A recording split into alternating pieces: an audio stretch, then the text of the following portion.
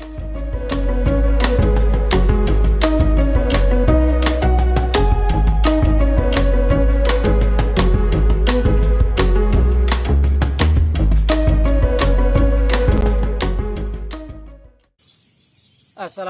warahmatullahi wabarakatuh. Salam sejahtera untuk kita semua. Sahabat tani dimanapun berada, berjumpa lagi dengan channelnya Husein alias Pak Uci, petani dari Sumbawa, Nusa Tenggara Barat. Nah, pada kesempatan kali ini kita akan lanjutkan tentang sesi tanya jawab terkait dengan masalah pemangkasan pada daun pisang, dimana pada dua video ini sudah kita bahas tentang part satunya, yaitu terkait dengan masalah-masalah pada buah pisang. Kemudian part 2-nya terkait dengan pertanyaan-pertanyaan sahabat tani yang berhubungan dengan pemangkasan dan penjarangan anakan pisang. Dan pada kesempatan kali ini yang part 3-nya kita akan membahas tentang pemangkasan daun pisang. Jadi kita akan membahas pertanyaan-pertanyaan yang selalu disampaikan oleh sahabat tani kita. Oke sahabat tani, langsung saja kita mulai. Nah, pertanyaan yang pertama, kenapa kita harus melakukan pemangkasan pada daun pisang? Kenapa tidak dibiarkan? Apa pengaruhnya? Nah, sahabat tani, pemangkasan daun pisang sangat perlu kita lakukan. Kenapa? Tujuan yang pertama adalah untuk menghentikan pergerakan nutrisi ke arah yang tidak kita butuhkan. Artinya kalau kita terlalu banyak kita memelihara daunnya tadi, maka akan aliran nutrisi tadi akan terbagi, ya, sehingga akan mempengaruhi juga kepada pertumbuhan daripada anakan pisang. Untuk itu perlu kita batasi jumlah daunnya. Nah, sehingga nanti pertumbuhannya, batangnya akan lebih cepat, kemudian keluarnya daun muda juga akan lebih cepat dan akan berdampak kepada pisang kita akan lebih cepat berbuah dan lebih maksimal. Kemudian manfaat berikutnya yaitu untuk mengurangi kelembaban. Nah, kalau pohonnya terlalu rimbun karena banyaknya daun pisang tadi, maka suplai sinar matahari untuk proses fotosintesis akan tidak berjalan secara baik atau maksimal, dan berdampak juga akan menimbulkan kelembaban yang tinggi pada area rumpun pisang kita. Nah, kelembaban yang tinggi tadi lebih-lebih di musim penghujan akan sangat berbahaya karena akan menjadi sarang tempat tumbuh dan berkembangnya virus, jamur dan bakteri yang merupakan penyebab penyakit pada tanaman pisang. Bahkan akan memancing berbagai macam serangga yang merupakan perantara penyakit pada tanaman pisang. Kalau terlalu rimbun, maka perlu kita lakukan pemangkasan. Nah, kemudian pertanyaan berikutnya, berapa sih jumlah daun yang harus kita lakukan dalam kita lakukan pemangkasan? Nah, sahabat tani, kalau tanaman pisang kita ya masih pada fase pertumbuhan atau fase vegetatif, itu bisa kita sisakan antara 8 sampai 10 pelepah daun. Nah, yang sisa lainnya kita lakukan pemangkasan. Namun, kalau sudah berbuah ya bisa kita lakukan pemangkasan antara kita sisakan daunnya antara 6 sampai 8. Kalau saya di fase pertumbuhannya biasanya saya sisakan 9 helai daun.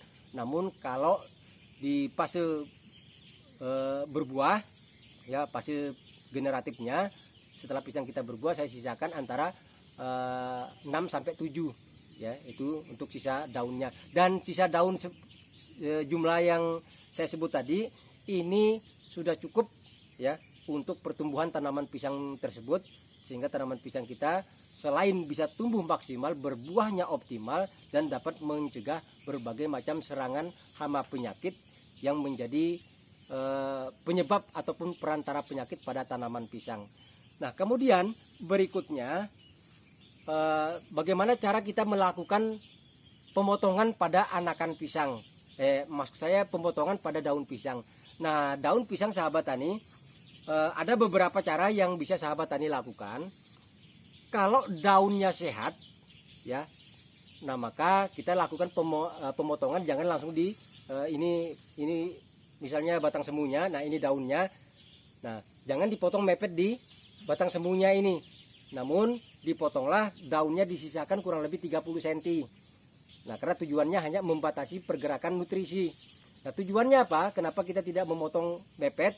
Agar pelepah daun ini tidak cepat mengering. Jadi masih tetap mengalir karena masih ada sisa daunnya kurang lebih 30 cm. Kecuali kalau daun pisang kita sudah terserang penyakit sigatoka. Ya, kalau sudah daunnya terserang penyakit sigatoka atau penyakit bercak daun, maka harus kita potong mepet pada batang semunya, atau mungkin daunnya sudah mengering, atau mungkin daunnya yang patah. Nah, bisa kita lakukan pemotongan mepet. Namun kalau yang sehat cukup kita potong, kita sisakan kurang lebih 30 cm daunnya, jadi tidak dipotong mepet agar pelepah ini tidak cepat mengering. Kemudian untuk pertanyaan berikutnya, pada usia berapa kita melakukan pemangkasan atau pemotongan daun pisang? Nah, ini tidak ada patokan khusus sahabat tani ya. Kalau daun pisang itu memang biasanya mulai rimbun pada usia 4 bulan itu sudah mulai rimbun. Itu memang harus kita lakukan pemotongan ya, mengurangi daunnya. Dan kecuali tadi karena hal yang bersifat insidentil, entah itu karena patah atau mungkin karena mengering atau mungkin karena terserang penyakit sigatoka. Nah, itu tidak ada patokan usianya ya. Yang penting kita harus menjaga kondisi rumpun pisang kita, satu membatasi pergerakan aliran nutrisinya ya, membatasi. Kemudian yang kedua agar tidak terlalu rimbun pada area rumpun pisang kita, sehingga tadi penyakit tidak mudah berkembang di situ, termasuk juga serangga-serangga tidak mudah bersemayam di area rumpun pisang kita, sehingga tetap sehat. Pertanyaan berikutnya, pohon pisang saya daunnya sedikit Pak Husen, banyak yang kering. Nah, gimana dong potongnya sisanya seperti itu? Nah, inilah yang bersifat insidentil ya. Karena bisa saja karena tanaman pisang kita sudah banyak yang terserang penyakit sigatoka ya. Kemudian daun yang tersisa hanya daun mudanya, tersisa hanya 4-5 helai daun. Nah, maka kalau seperti itu ya nggak ada pilihan lain sahabat tani. Yang perlu dipangkas ya daun-daun yang mengering itu saja. Kemudian lakukan penyepraian agar daun yang sehat tadi tidak terserang hama penyakit. Maksud saya agar tidak tertular penyakit sigatoka tadi. Ya, itu yang bersifat insidentil ya. Tinggal kita lakukan pemeliharaan pada daun yang tersisa. Namun kalau yang terserang penyakit sigatoka ya harus dipangkas biar nanti tidak berpengaruh kepada anakannya, karena penyakit sigatoka ini paling cepat sekali menular, terutama melalui angin atau melalui air hujan ya. Berarti harus kita pangkas semuanya ya, tinggal kita sisakan yang sehat ya. Mungkin pertumbuhannya pada indukan yang kita pelihara pada saat itu tidak bagus maksimal, namun paling tidak generasi penerusnya tetap aman sahabat tani. Nah, ini harus diperhatikan.